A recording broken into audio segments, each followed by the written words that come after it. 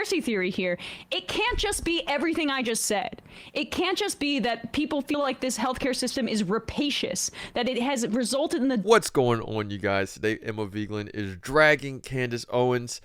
Candace Owens is reporting on the CEO shooter, and Emma Vigeland completely owns her. Let's get into it. Because, as I was saying earlier, the narrative seems to be that, oh, he was a privileged Ivy League kid, including coming from Candace Owens herself. Here she is. This was some of her commentary about the shooter, and notice the repeated mention of Ivy League. Okay, so the assassin. Long story in the middle there about how they caught him. Obviously, I told you he got on a bike, and then it turns out that he got on a bus. At one point, they were fishing into a lake that people thought, are we looking for a dead body? Is the assassin dead? Are they looking for items that he may have dropped off on the way? This guy essentially disappears from Manhattan, where there's like a camera on every single block, and people are going, this is very suspicious. What we did not expect was for this individual to be an Ivy League graduate. Okay, again, we're saying allegedly. Obviously, we believe in due process. He has not been brought in officially. He hasn't gone through due process at all. But the would-be assassin, the alleged assassin, is a young man named Luigi Mangione. Okay, Luigi. Let me tell you a little bit about this guy that you're looking up on the screen right now. Real quick.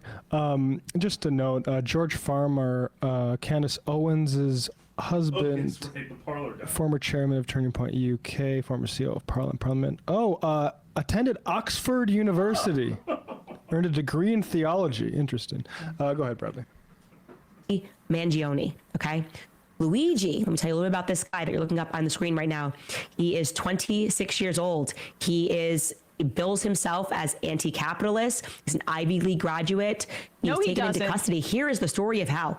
I don't know if McDonald's is having the best or the worst year ever, but after all of that, making it out of New York City, able to assassinate someone, and then this manhunt ensues. You want to know what broke him?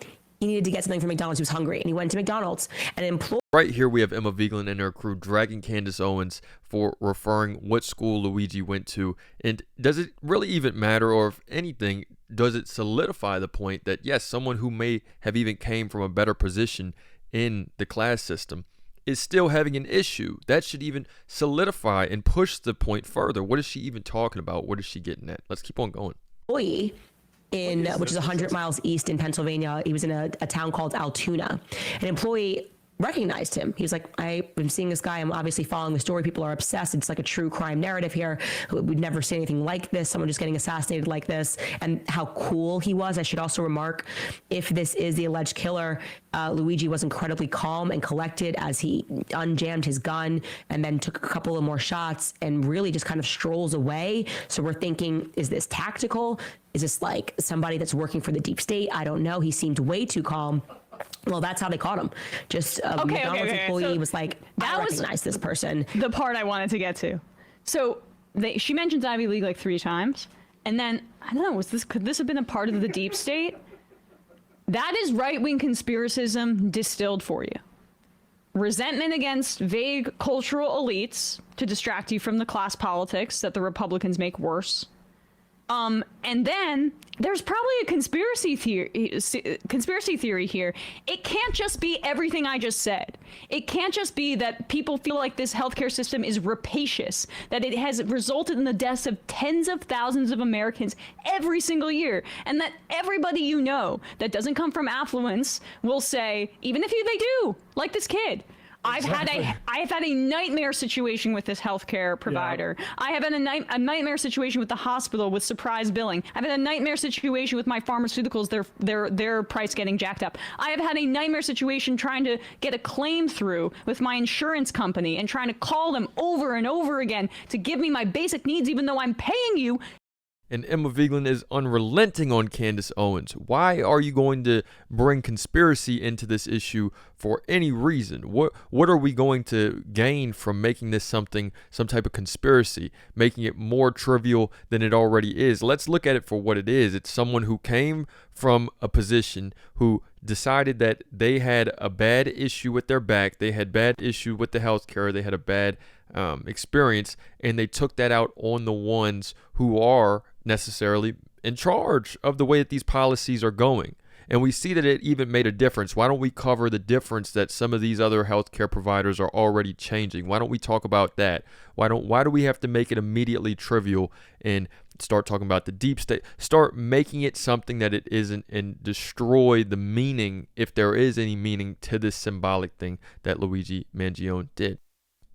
Thousands of dollars a month. What am I paying you for? And we just allow this system to go on so guys like Brian Thompson, or whatever the fuck his name is, can get richer and richer and richer, and more stock buybacks and more endless growth. And like, we can put more people into this private system via the Affordable Care Act. Like, okay, yes, the patient protection part was important, but now we funneled more and more people, and it's a good thing that fewer people are uninsured, but more and more people into this system to, yes, elevate the stocks of these folks, and then now they have you. They've created a basic need market monopoly with just a few insurers who determine the price of care for everybody, and there's hospital conglomerates and all of that. It's milking people dry in their the little time that they have on Earth.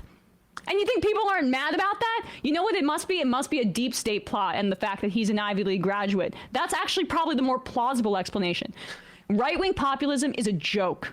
It's a joke.